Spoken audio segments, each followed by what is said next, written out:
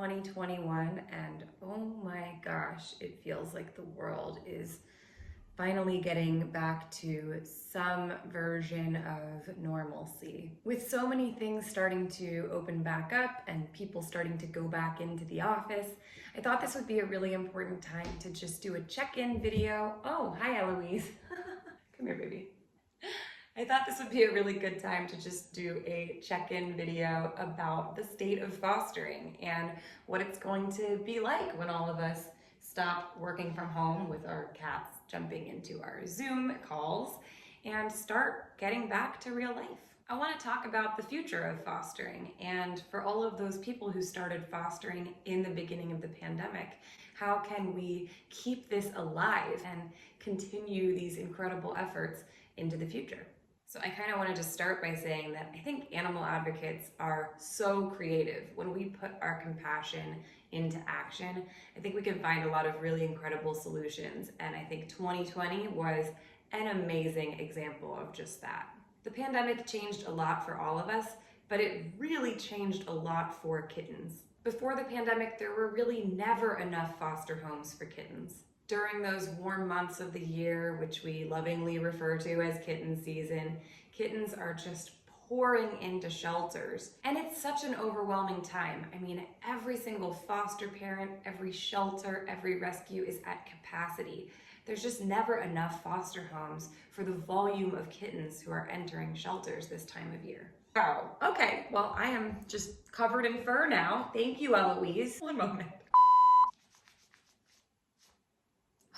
So when the pandemic hit, it was more urgent than ever before for us to find foster homes for kittens, because now we were in a situation where there literally was no option for them to stay in the shelter. It really felt like one of those all hands on deck moments. We just needed absolutely anyone and everyone who cared about kitten welfare to just step up, sign up, even if you've never done it before, just throw your hat in the ring, give it a shot, and lend a hand. And so last spring, I teamed up with Royal Canin and we worked together to create some resources that could recruit new foster homes and to educate new foster homes. So the thing that I'm the most proud of is this incredible kitten care webinar series that we put together. This is 8 hours of free online education available anywhere in the world. And it covers everything from bottle feeding to helping kittens wean, to setting up your space, to helping feral kittens and medical cases.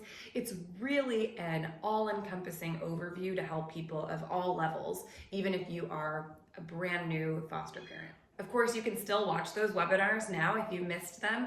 They're at kittenlady.org/webinar. People really watched. Between the 4 webinars across all the different platforms where they were posted, there are now more than 2.6 million views. It felt like we were a huge community that was coming together to do something amazing. So to our surprise and delight, people stepped up big time. So many people who had never fostered a kitten before felt this sense of urgency that now was the right time to help out. Unprecedented numbers of animals were getting out into foster homes. And hi, Cheesy.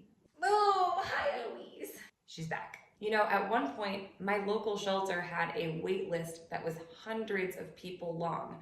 And that wasn't hundreds of kittens waiting to get into homes. That was hundreds of people waiting to get foster kittens. I mean, that's never happened before in history. It was incredible. I think in that moment, in the beginning of the pandemic, a lot of the barriers that people feel they have just kind of fell to the floor. People felt like they did have time and they did have space. They definitely had the interest and they had that sense of urgency where they could feel how important this was and how important it was to step up right now.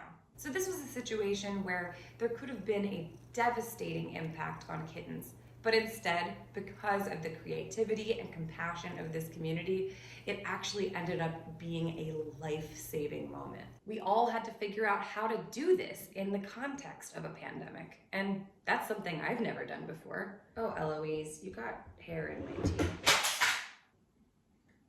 A little cat hair is not gonna hurt. It's fine. There are some significant reasons that fostering kittens is a lifesaver for them. And one of the biggest ones is that it helps cut down on disease transmission.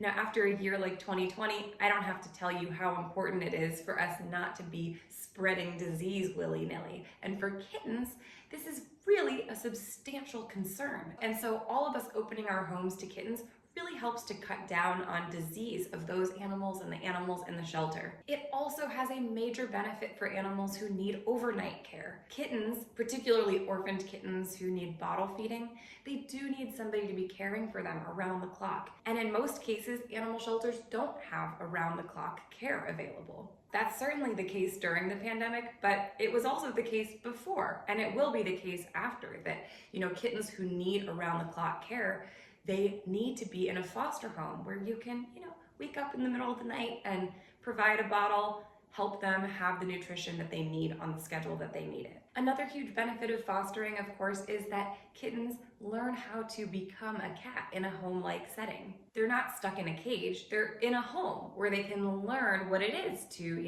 hop up into your lap or look out a window, and it will help ease the transition so greatly when they do go to their adoptive home. And fostering kittens means that shelters can play more of a facilitator role. Rather than asking the shelter to be a depository for kittens, we are having them play a role of facilitating getting the kittens into a foster home, getting them the medical care they need, and getting them adopted. But before they're adopted, you and I can take on the responsibility of caring for them. But let's remember, fostering kittens doesn't just benefit the kittens.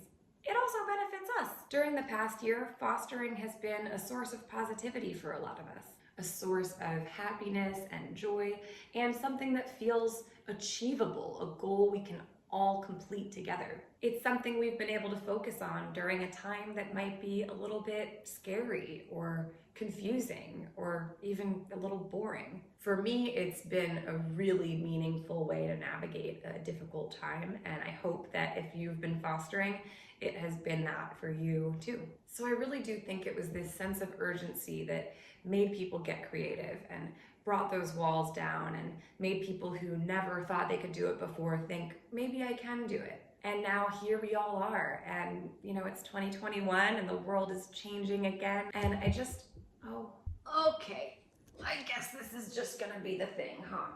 Am I the only one who has this experience? Their cat just randomly jumps into their lap and decides to interrupt their thought process. What was I talking about again?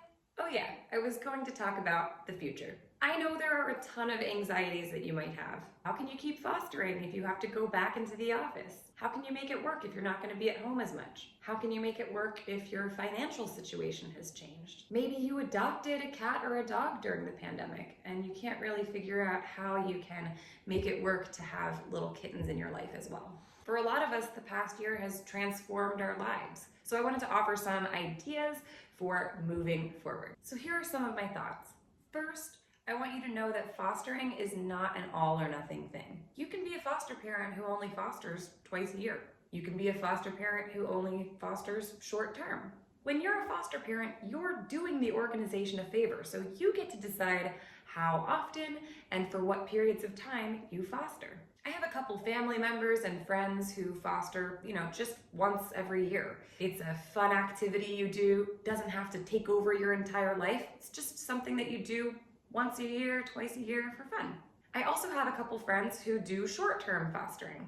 These are people who say, hey, I can take on kittens for 1 or 2 days at a time until they find a longer-term foster. So every contribution helps. It doesn't have to rule your entire life. You don't have to have a revolving door of kittens all the time, unless you want to, in which case I'm sure the shelter will be happy about that too. But every single part makes a difference. So maybe you have to foster a little bit less frequently, but don't let that mean that you don't do it at all. Just let the shelter know your availability. Then there's buddy system fostering. Buddy system fostering is where you find 1 or 2 people who have opposite schedules to you, and you can kind of co-parent. I actually used to do that a lot. When I was younger, I had a couple of friends who had different schedules than I did, and I would say, okay, I can take them Monday through Wednesday, but then I'm gonna be working or busy Thursday through Saturday, and we would just kind of swap duties. I guarantee that there's someone else out there who would be like a puzzle piece with you, who wants to foster as well, but is looking for somebody like you to help make it possible. You can also team up with somebody who does the opposite age group to you.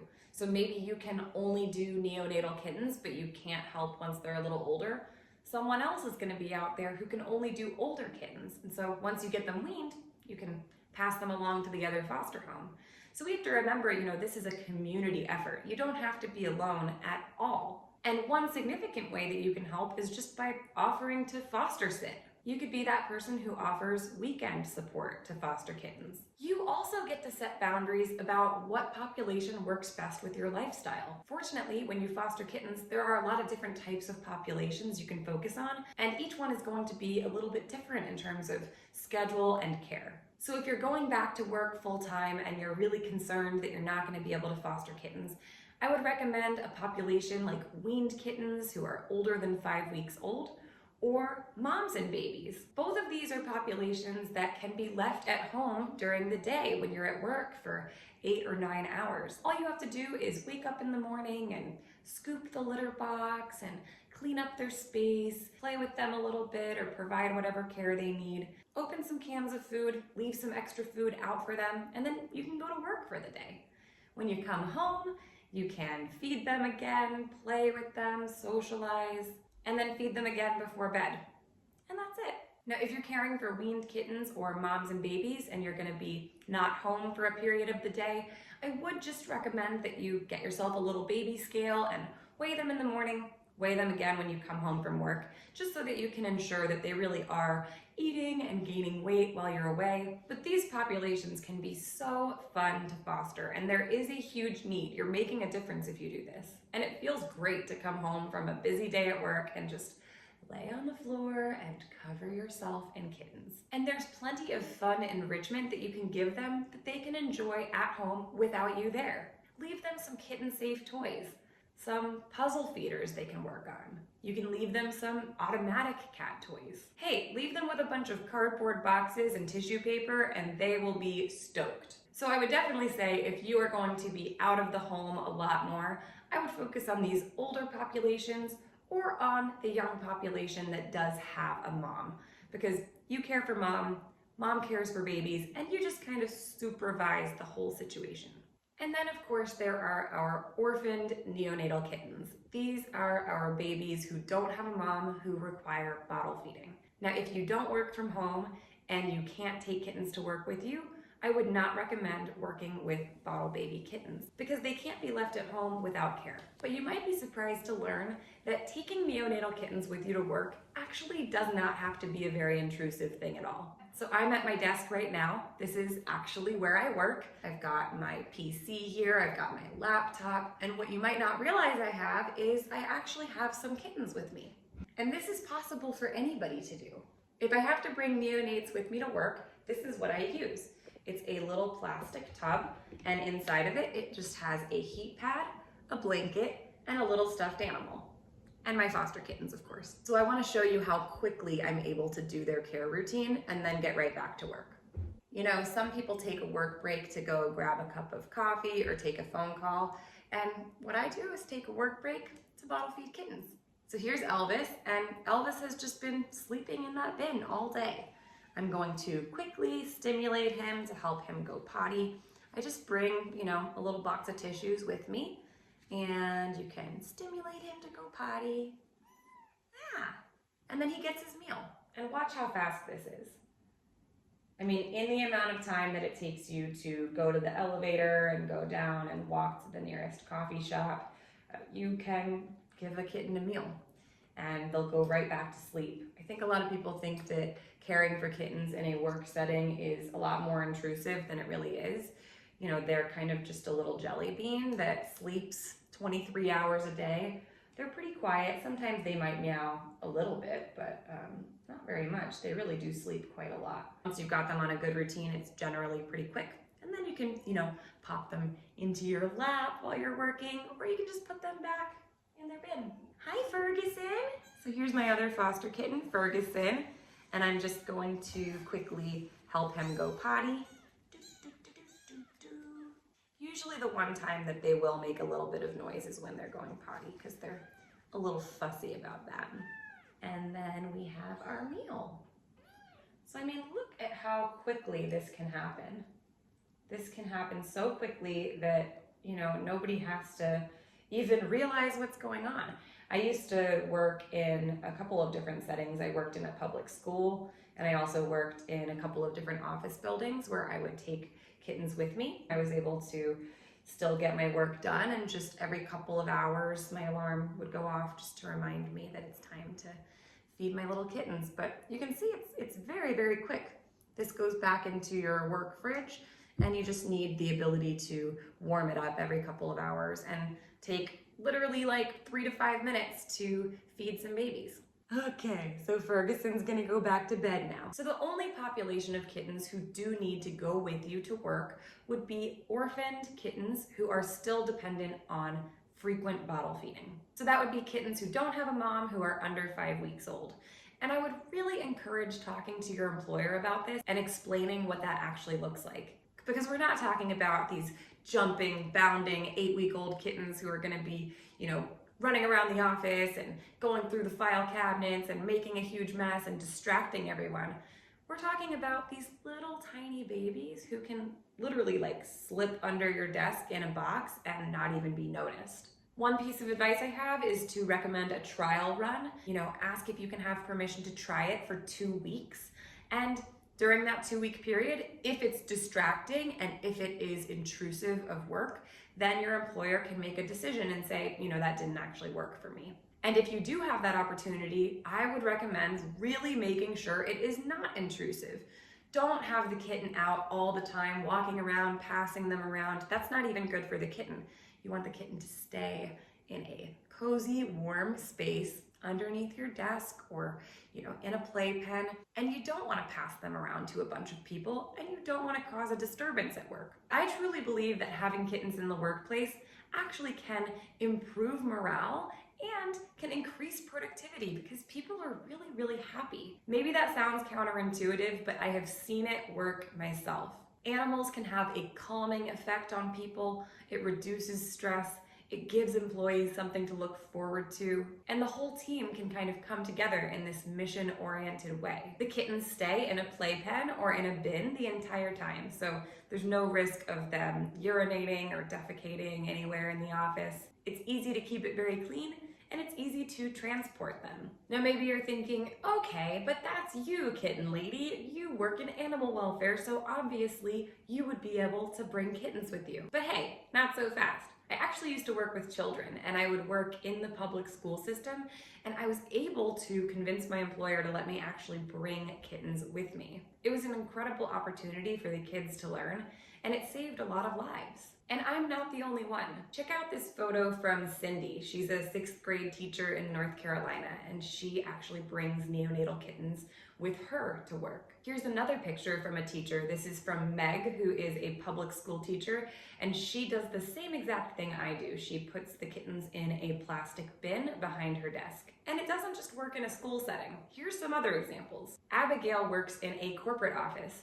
She asked her boss if she could bring her neonatal kittens with her to work, and they actually gave her use of the storage room so that she could do her feedings every couple hours. Allie is a lawyer. She works in a pet-friendly office, and here's her little tabby kitten on her desk. And Jen works for a tech company, and everyone in the company loves pitching in. She brings the kittens to her meetings, and she brings them around for people to interact with in their cubicles. Julie is a nurse in a doctor's office, and she keeps her foster kittens in the filing room. Here's the doctor laying on the floor of the filing room with the kittens. These kittens are being fostered at a church. Maria and her husband, who is a worship director, spend a lot of time at church, so they bring the kittens with them. I love these photos from Michelle. She's a sales manager for a newspaper, and she brings kittens to work with her. Patty works for the Hilton Hotel in the office, and she's been bringing foster kittens to work for a long time. She's saved a lot of lives and introduced her whole team to fostering. Shauna took a chance 5 years ago on asking her employer if she could bring some neonates to work. and now she's been fostering in her office for 5 years. She's a graphic designer and everybody there loves the kittens. Even in a retail setting, this can work. This is from Sue. She works in a retail store and she has her foster kittens underneath the counter. Her boss loves them and so do the customers. In fact, some customers come in to shop just because they know that there's often foster kittens there. I mean, that would probably convince me to come shopping too. I really hope some of those photos inspire you to imagine what life could be like going back to work and still having foster kittens. Neonatal kittens are travel size. They can go just about anywhere with you as long as they're in a warm space that is well ventilated and they're able to maintain their typical schedule. Now let's talk a little bit about how you can make this work in your home setting, because I know during the pandemic a lot of people have moved or downsized or had a baby or adopted a new cat or dog. So how are you going to be able to foster in the space that you have available? My number one piece of advice is to invest in a good playpen. There's a lot of different kinds of playpens. There are plastic panels that you can pop together. Those are really great because they're lightweight. You can arrange them in any kind of shape to fit the size of the room, and they're really easy to pop up, take down, and sanitize in between litters. Then there are zip-up playpens, and these are really simple too. You can stick it in the corner of a room, you can fold it and put it in the back of your car so that you can bring it with you to work or to a friend's house. And those also make an awesome option. Having a playpen makes a big difference because it makes it so much more versatile. Whether you have a whole room that you can dedicate or whether you are just able to give a section of your living room to the kittens, this is going to make it so that you can keep them separate from your resident animals, from children or toddlers. It just keeps them separate and safe. For neonates, of course, bins, boxes, even little aquariums. You don't need a lot of space, so there's so many different ways to do this. And as long as they have access to a heat pad, some cozy blankets, and a stuffed animal, that's all they need. Now again, I want you to see that this really can work for you.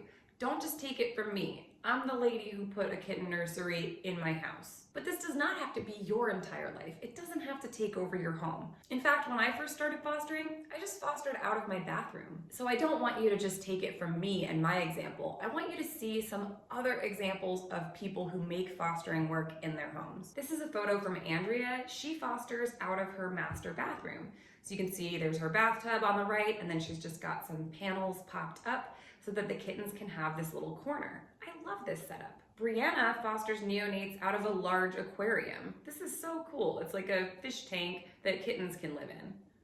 Caitlin shares her home office with kittens. You can see she has both kinds of playpens here. She has the zip-up playpen on the right, and then she has the plastic panels on the left. And this is a really great use of space. She doesn't have to give an entire room to the kittens. She's just giving them the space that she has available. Same thing goes for Carolyn. She's just dedicated a part of a room to the kittens. A couple of people even use their bathtub to foster. These 5 kittens are with Debbie, and these 2 are with Sarah. That's a creative use of a bathtub.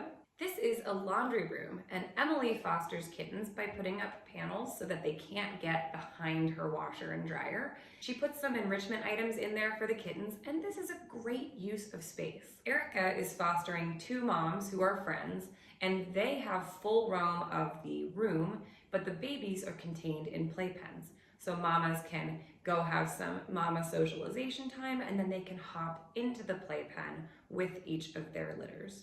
Haley uses part of a spare bedroom with her foster kittens. And Jennifer uses just a section of her living room. So imagine that. You're watching TV in the evening and then you just have these little foster kittens next to the couch. Jill has a storage closet that she uses for a quarantine area for her foster kittens.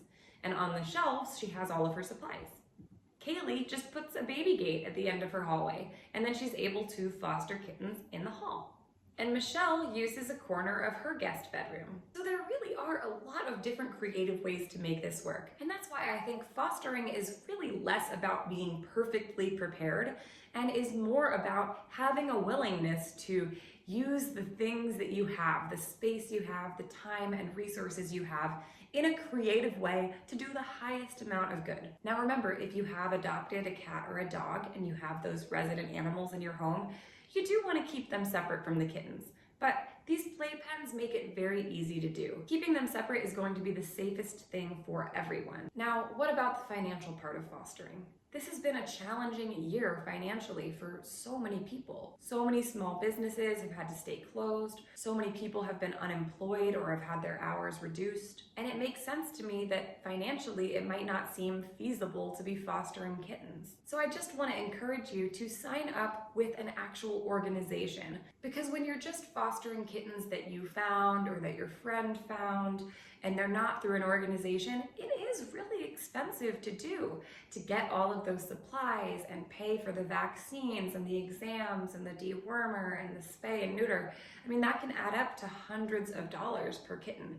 But the cool thing is, when you sign up to foster through an organization, most, if not all of that, is completely covered for you. Any organization you sign up to foster through is going to pay for 100% of the veterinary care. None of that has to be your responsibility, because you're doing a favor to the shelter or rescue, and this is their animal. It's their responsibility to pay. For supplies, it really does vary from organization to organization. So some organizations are going to give you all of the supplies you need: the food, the dishes, the litter box, the toys, the blankets. Some organizations might even give you the playpen to stick in the corner of your living room. But every organization is different. It really depends on the resources that they have. So remember to be understanding if your local shelter or rescue can't provide 100% of those things to you. And then think about ways that you can get creative so that you can access those supplies. Create an online registry or wish list and send it around to your friends and family and coworkers. I promise you that people want you to succeed and they want to help. You can even plan a little kitten shower where people bring you supplies. So many of the supplies you need can either be provided to you from the organization, can be given to you from another foster parent, or can be provided to you from a wish list. And remember, a lot of these supplies are reusable, so once you have them, you don't have to keep buying them over and over again. So contact your local shelter or rescue group and ask them, what supplies do you provide? Do you provide the food?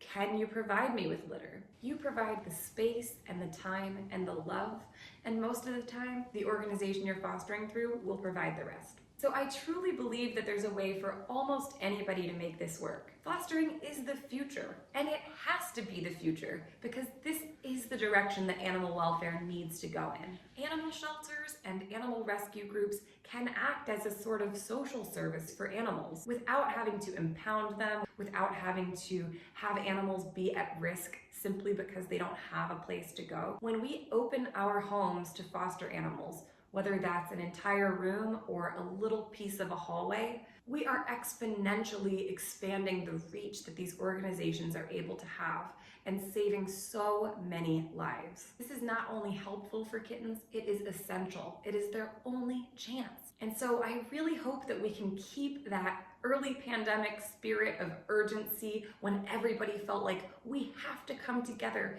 we have to do this for the kittens, we have to find a creative way to make this work. My number one piece of advice is just do something. Don't wait until you're in a perfect situation to be able to do everything, because that's never going to happen. Start where you are. Start with the resources you have, with the bathtub that you have that can hold little kittens, with the little crevice under your desk, with the laundry room.